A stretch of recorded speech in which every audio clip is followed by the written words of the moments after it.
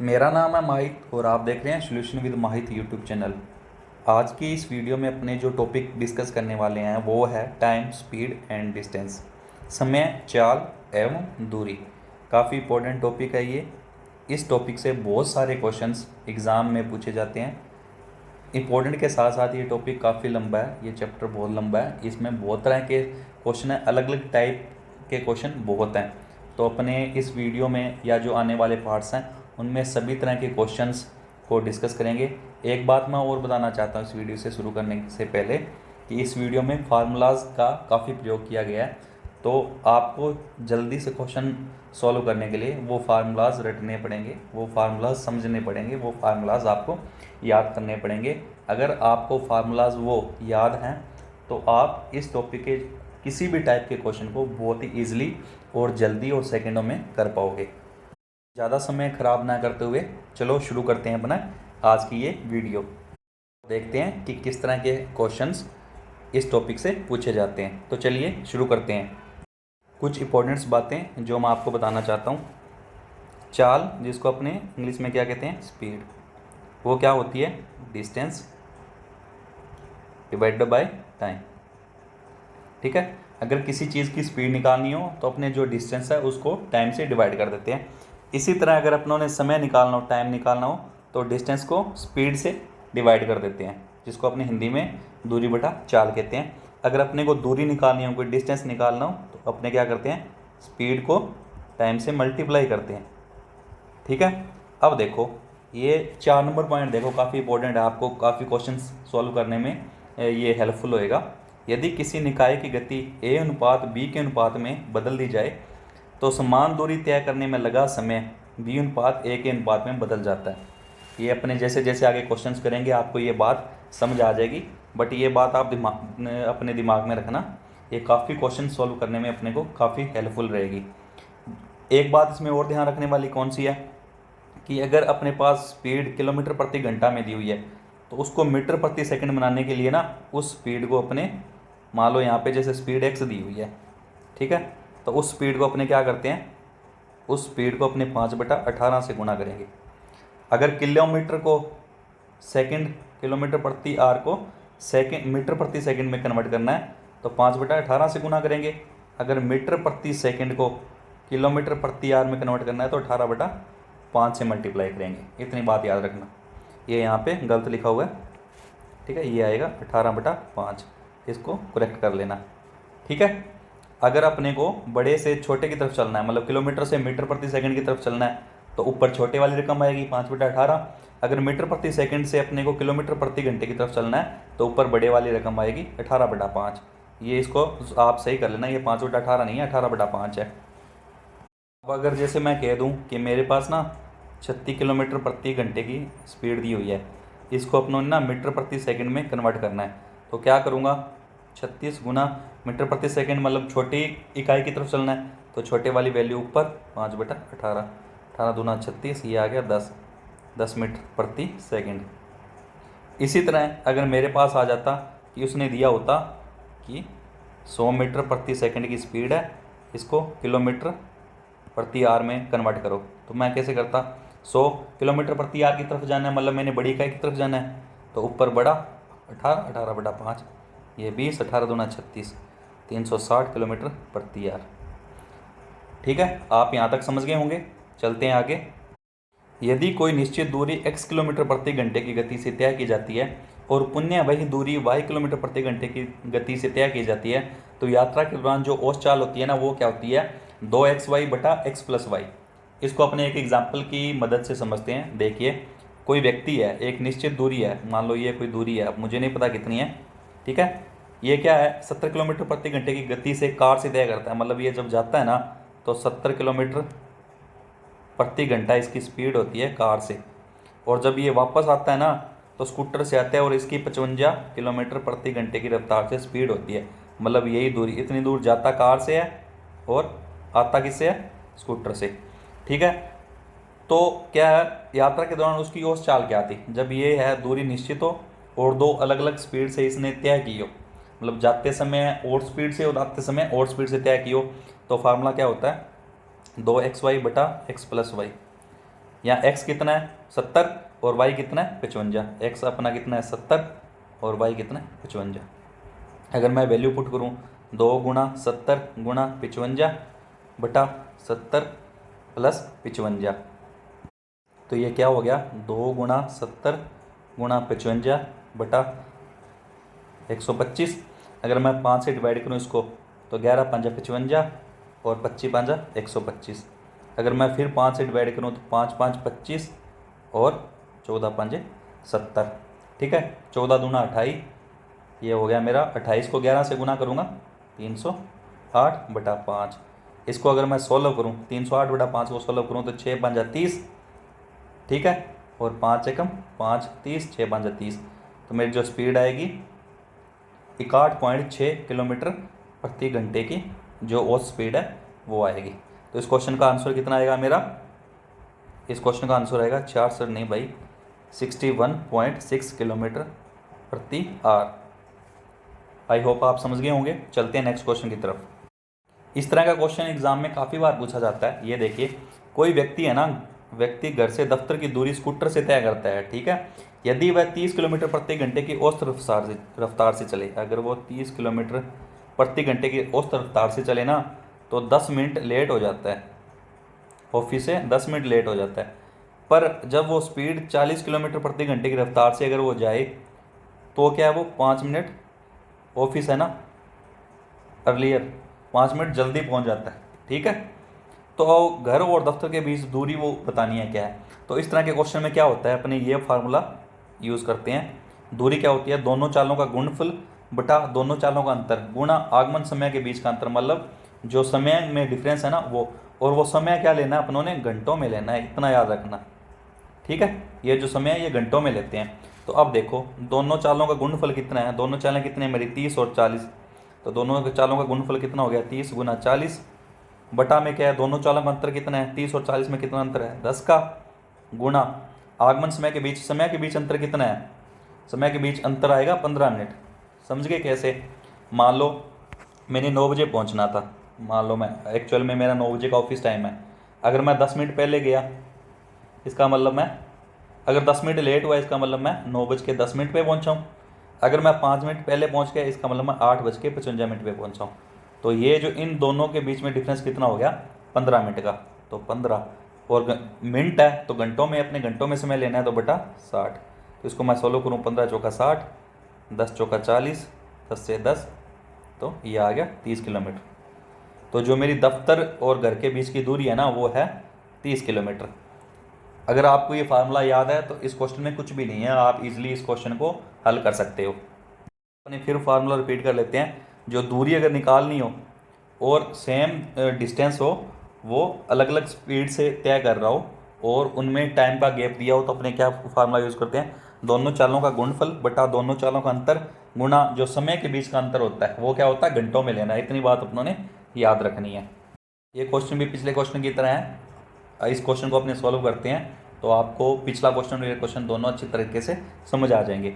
इस क्वेश्चन में वो क्या बोल रहा है, 5 किलोमीटर प्रति घंटे की रफ्तार से चलने वाला व्यक्ति, कोई 5 किलोमीटर प्रति घंटे की रफ्तार से जो क्या है 5 मिनट देरी से पहुंचता है, तो 5 मिनट लेट हो जाता है। ठीक है, यदि वह 6 किलोमीटर प्रति घंटे की रफ्तार से चलता है ना तो टाइम पे पहुंचता है, मतलब जो अपना डिफरेंस आया टाइम का, मान लो मैंने 9 बजे पहुंचना होता है। ठीक है, अगर मैं 5 मिनट लेट पहुंचता हूँ इसका मतलब मैं 9:05 पे पहुंचता हूँ, तो मेरा टाइम डिफरेंस क्या हुआ 5 मिनट, और अगर घंटों में करना है तो 5/60।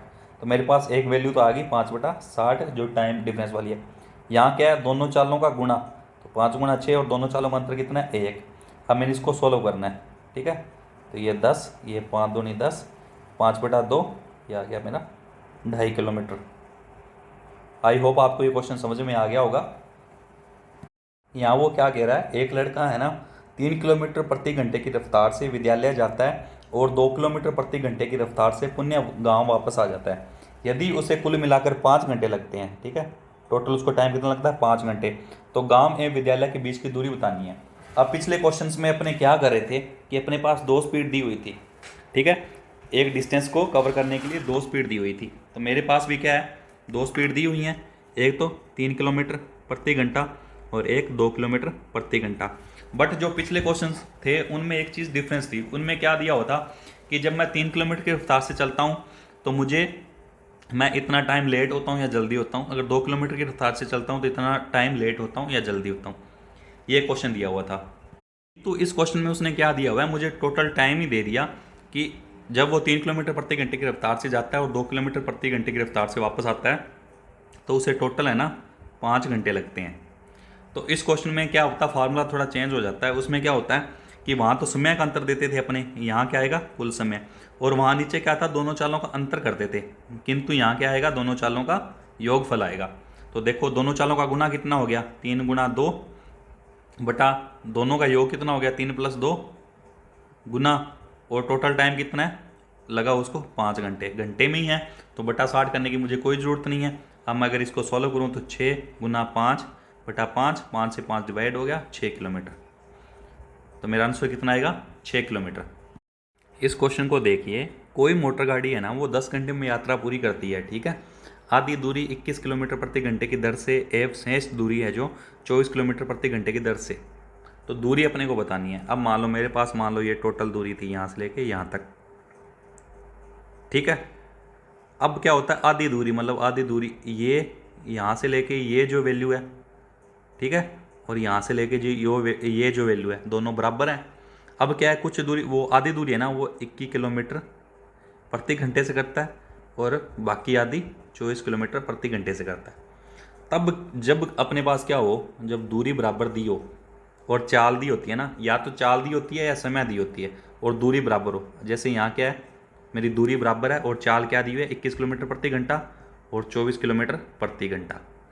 जब दूरी बराबर हो और चाल दी हो तो जो चाल का अनुपात होता है ना, चाल का अनुपात कितना है इनका, कितना हुआ 7, ये 21 7:8, ठीक है।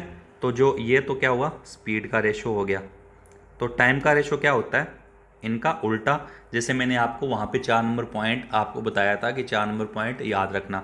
तो ये कितना हो गया 8:7, ठीक है।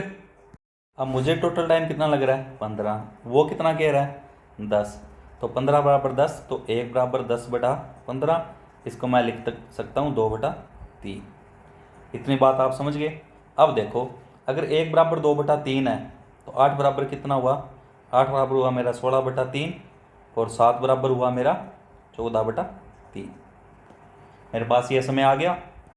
अब जो है 21 किलोमीटर वो जो स्पीड चला है वो कितने टाइम के लिए चला है 16/3। तो मेरा डिस्टेंस कितना होगा, दूरी क्या होती है चाल गुना समय, यही होता है। तो चाल मेरी कितनी है 21, समय कितना है 16/3, ठीक है। दूसरी तरफ मेरी चाल कितनी है 24 गुना समय कितना मेरा 14/3। अगर मैं इसको सॉल्व करूँ तो ये 7, इसको सॉल्व करूँ तो ये 8, ठीक है। अब अगर इसको मैं सॉल्व करूँ तो 16 7 कितना हो गया 112। ये क्या थी जो हाफ डिस्टेंस था 112। तो पूरा डिस्टेंस कितना हुआ, इसको 2 से मल्टीप्लाई कर दूँ या तो मेरा कितना आ गया 224 किलोमीटर। नहीं तो मैं इस तरफ वाला भी डिस्टेंस सॉल्व कर लेता हूँ। इसको मैंने सॉल्व किया था 14 × 8 कितना हो गया 112। तो आधा डिस्टेंस ये 112 और आधा डिस्टेंस ये भी 112। तो टोटल मेरा दोनों का कितना हो गया 224 किलोमीटर, ठीक है। तो इस क्वेश्चन का आंसर मेरा क्या था 224 किलोमीटर। ये तो था जो मैंने सोल्यूशन आपको कराया है। इसको आप डायरेक्ट फार्मूले से कर सकते हैं। फार्मूले से कैसे कर सकते हैं, फार्मूला जो अपना वो क्या है, वो है दूरी जो निकालनी होती है 2 × टाइम, 2 गुना समय गुना स्पीड 1 और गुना स्पीड 2 बटा में है दोनों स्पीड का योग, ठीक है। तो अगर मैं वैल्यू पुट करूँ, एक बार मैं रफ कर लेता हूँ इसको। अब इस फार्मूले में मैं वैल्यू पुट करता हूँ 2 गुना समय कितना है 10 गुना स्पीड 1 21 गुना स्पीड 2 कितनी है 24, नीचे इन दोनों का जोड़ 24 और 21 कितना हो गया मेरा 45, ठीक है। अब मैं इसको सॉल्व करता हूँ, ये हो गया 8 × 24 और 15 × 45। ये मैं 5 दूनी 10 और 5 × 15, ये 7 × 21। ये कितना हो गया मेरा 2 दूनी 4, 7 चौका 28, 28 8 224 किलोमीटर। तो मेरा आंसर कितना आया 224 किलोमीटर। तो आप ये डायरेक्ट फार्मूला भी याद कर सकते हैं इस तरह के क्वेश्चंस को सॉल्व करने के लिए। यहाँ देखिए आप अपनी सामान्य गति के 3/4 चाल से चलने पर एक व्यक्ति है ना, वो अपने दफ्तर 10 मिनट देरी से पहुंचता है। इस दूरी को तय करने में आमतौर से उसे कितना वक्त लगता है? ये देखिए, स्पीड की उसकी क्या है, मान लो स्पीड 3/4 चलता है, मतलब अनुपात उसका क्या हो गया, यूजुअल स्पीड उसकी कितनी है 4, और अगर उसका 3/4 चलता है तो वो 3 चलता है। तो स्पीड का रेशियो क्या हो गया उसका, 4:3, यही हो गया। ये उसकी जो है सामान्य गति होगी, और ये जो उसने 3/4 कम चला है, सॉरी 3/4 नहीं, जो यूजुअल का 3/4 हिस्सा चला है। ठीक है, अगर स्पीड ये है तो टाइम क्या होगा, टाइम का अनुपात क्या होगा, इनका उल्टा। जैसे स्टार्टिंग में पहली स्लाइड पे जो 4 नंबर पॉइंट था वो याद कीजिए, तो टाइम का रेशियो कितना हुआ, 3/4। ठीक है, अब वो क्या कह रहा है देखो कि 10 मिनट देर से पहुंचता है, तो उसका टाइम का डिफरेंस कितना है, 10 मिनट, और मेरा डिफरेंस कितना है, 1। तो 1 = 10 हुआ, तो 3 बराबर कितना होगा, 30, और 4 बराबर कितना होगा, 40।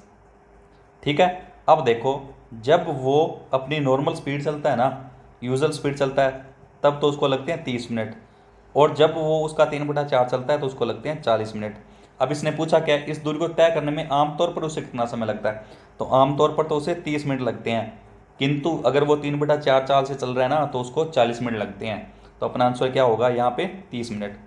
इसी तरह का नीचे एक क्वेश्चन है, उसको ध्यान से देखो। अब आदमी अपनी सामान्य गति के 4/4 के चलकर कोई व्यक्ति 10 मिनट पहले पहुंचता है, दूरी तय करने पर आमतौर पर कितना समय लगता है? अब देखो, इस क्वेश्चन को अपने फिर करते हैं। स्पीड का रेशियो क्या हुआ, पहले वो कितना चलता है, 3, अब कितना चलने लग गया, वो 4 किलोमीटर।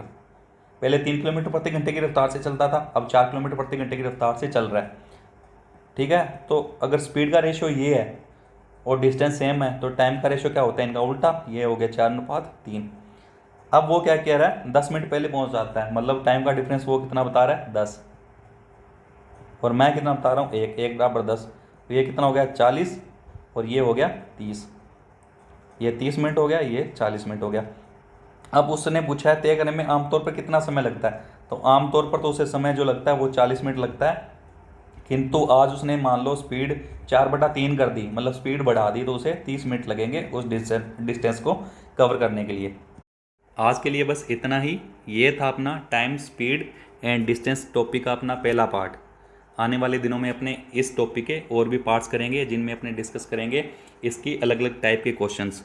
अगर आपने अभी तक हमारा यूट्यूब चैनल सब्सक्राइब नहीं किया है तो प्लीज़ सब्सक्राइब कर लें, सोल्यूशन विद माहित।